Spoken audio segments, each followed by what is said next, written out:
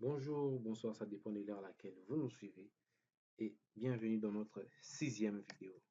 Dans cette vidéo, nous allons explorer le module des retours des sorties qui est basé sur l'observateur de Loemberg. Alors, un petit rappel. Dans beaucoup des systèmes réels, il est impossible de mesurer directement tous les états internes. Parce que les états internes, nous avons parlé que les états internes étaient xt.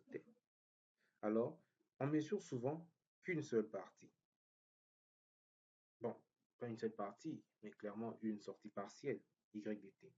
L'idée est donc de construire un observateur qui estime les états à partir des mesures disponibles.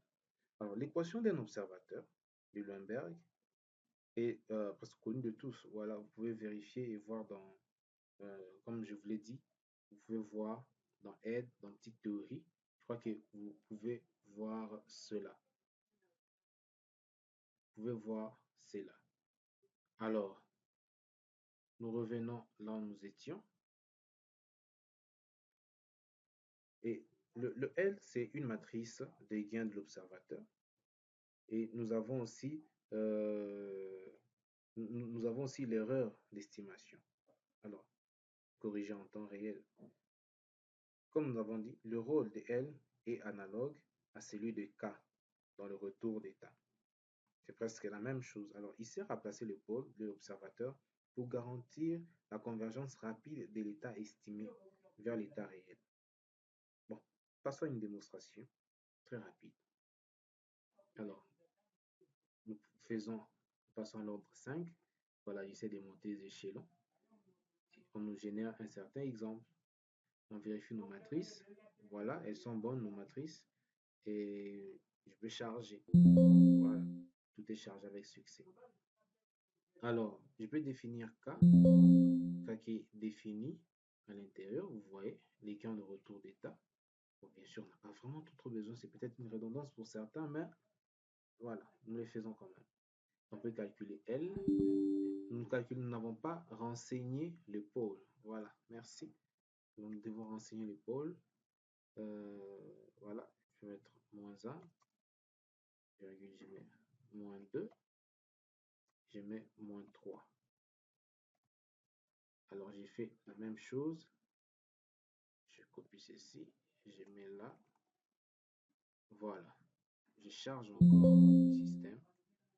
Et voilà, maintenant, je peux faire le calcul.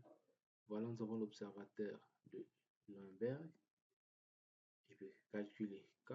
Nous avons K qui calcule les placements des pôles. Voilà ce que nous avons ici. Et puis aussi, nous pouvons calculer les deux au même moment. Vous voyez, quand nous calculons les deux, nous avons nos deux résultats. Alors, on va simuler l'estimation pour voir ce que ça donne. Voilà, nous avons 5 systèmes. Voilà, nous avons X1 réel, X1 estimé. X1 réel, c'est ce que nous voyons là.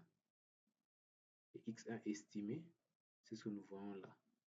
Alors, nous-mêmes, nous voyons les états réels ainsi vers les états estimés. Alors,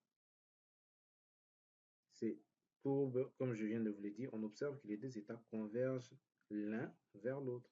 C'est un signe que l'observateur fonctionne correctement. Alors, cette méthode est particulièrement utile pour des systèmes où certaines variables d'état sont impossibles à mesurer directement. Par exemple, je peux dire la vitesse d'un moteur électrique sans capteur. Pouvez-vous imaginer comment calculer? Alors, ceci, les retours des sorties, nous apportent une touche, une main forte. Alors, comme toujours, les résultats peuvent être copiés. Alors, vous pouvez le faire et à chaque fois que vous utilisez. Alors, dans la prochaine vidéo, nous allons aborder les modules plus complexes, l'analyse des systèmes linéaires. À très bientôt. Je vous remercie.